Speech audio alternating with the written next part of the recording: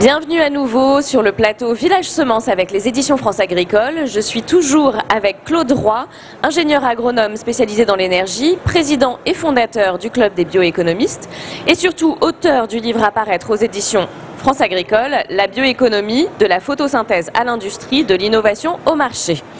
Alors, pour faire suite à notre intervention précédente, nous allons maintenant parler d'emploi et de bioéconomie. Claude, à quel secteur de l'agriculture la bioéconomie touche-t-elle? Alors, il y a un mot que j'aime bien, parce que c'est un peu moi qui l'ai inventé, c'est le mot moléculture.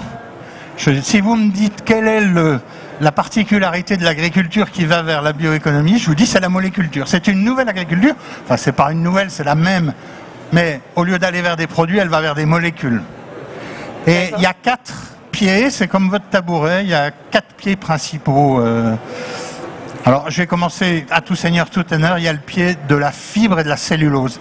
C'est là où on a la plus grosse part de matières premières, aussi bien dans la forêt que dans les pailles ou dans le miscanthus par exemple. Ça c'est la plus grande marge de réserve de ressources pour l'avenir, la cellulose. Le deuxième pied, c'est le sucre. À partir du sucre, on a fait l'éthanol, on fait des solvants, on fait de la chimie, on fait tout ce qu'on veut. Le troisième pied, c'est l'amidon, qui est un énorme secteur économique en France, deuxième secteur au monde, hein, dans tout ce qui est l'amidonnerie, avec le groupe Roquette par exemple. Et là, avec l'amidon, on fait à peu près n'importe quoi. On fait d'ailleurs des molécules qui sont presque les mêmes que celles qu'on fait avec la chimie du bois.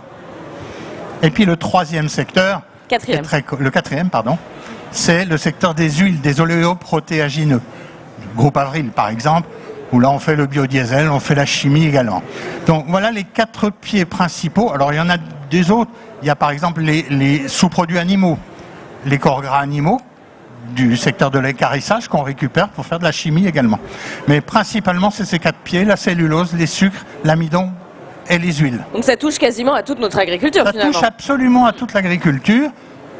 Je pourrais même aller plus loin en vous parlant des plantes à parfum, la lavande, en vous parlant des énoiseurs à domicile qui cassent les noix pour récupérer l'huile de noix derrière, parce qu'avec l'huile de noix, on fait plein de choses.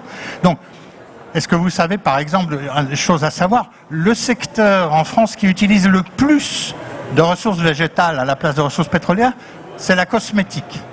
C'est ce que les dames aiment bien se mettre sur le visage aussi. La cosmétique a 35% de part d'approvisionnement d'origine bioéconomique. Et tout ça, ça se fabrique avec des tas de choses qui sont des productions de la terre, des productions agricoles. Et alors, parlons du futur. C'est une opportunité pour l'emploi dans nos territoires ? Oui, c'est la marche arrière de l'histoire. Dans l'histoire, plus on a mis d'énergie dans notre développement, moins on a créé d'emplois. On a automatisé les machines, les trucs, donc il y avait moins d'emplois. Aujourd'hui, on fait marche arrière. On a de moins en moins d'énergie, elle coûte de plus en plus cher. On la remplace par la terre. Comme je dis des fois, étymologiquement, pétrole, ça veut dire huile de pierre. Eh bien, bioéconomie, c'est de l'huile de coude. Pour produire la bioéconomie, il faut travailler et donc il faut créer de l'emploi. Alors, retenez un chiffre qui est intéressant parce qu'il est à peu près valable dans toutes les filières. Chaque fois que je vais produire et transformer 1000 tonnes de biomasse, je vais créer un emploi. D'accord, c'est très parlant, ça, un emploi supplémentaire, oui, en plus de ce que j'aurais créé avec le pétrole. Ce qui veut dire que, par exemple, si je laisse de côté ce qui est l'agroalimentaire et la filière bois classique, depuis 20 ans, j'ai créé 100 000 emplois. J'en crée 5 000 chaque année.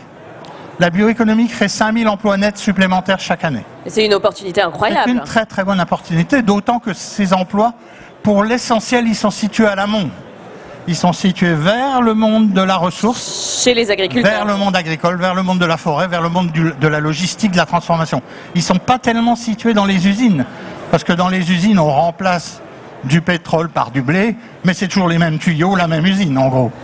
Et la France est-elle bien placée par rapport à cette bioéconomie pour la développer et créer tous ces emplois? Oui, la France a toujours été très bien placée. Je ne vais pas rappeler le discours de Valéry Giscard d'Estaing après le premier choc pétrolier en 1973 qui disait « On n'a pas de pétrole, mais on a des idées ». Moi je dirais « On n'a pas de pétrole, mais on a des paysans ». Heureusement qu'on a des paysans. Et depuis le début, la France a toujours été très bien placée. Elle a fait véritablement une explosion bioéconomique dans les années 80 à l'époque de Jacques Chirac, il faut le dire, qui a beaucoup soutenu cette politique. Et on est dans les 5 premiers pays au monde, hein. Il y a les États-Unis évidemment, il y a le Brésil qui est très présent avec son éthanol, sa bagasse, etc. Il y a l'Allemagne, mais des fois avec des erreurs terribles hein, qu'ils font les Allemands. Bon, enfin bref, il y a qu'est-ce que j'ai oublié encore? Pardon, j'ai oublié un pays. Le Brésil, les États-Unis, la Chine et la France. En étant un peu prétentieux, je dirais même que la France est dans les 3 premiers, probablement. Je vous remercie beaucoup Claude. Vous l'avez compris, c'est un sujet de futur. Si vous voulez en savoir plus, vous retrouvez prochainement le livre de Claude sur la bioéconomie. Très bon salon à tous.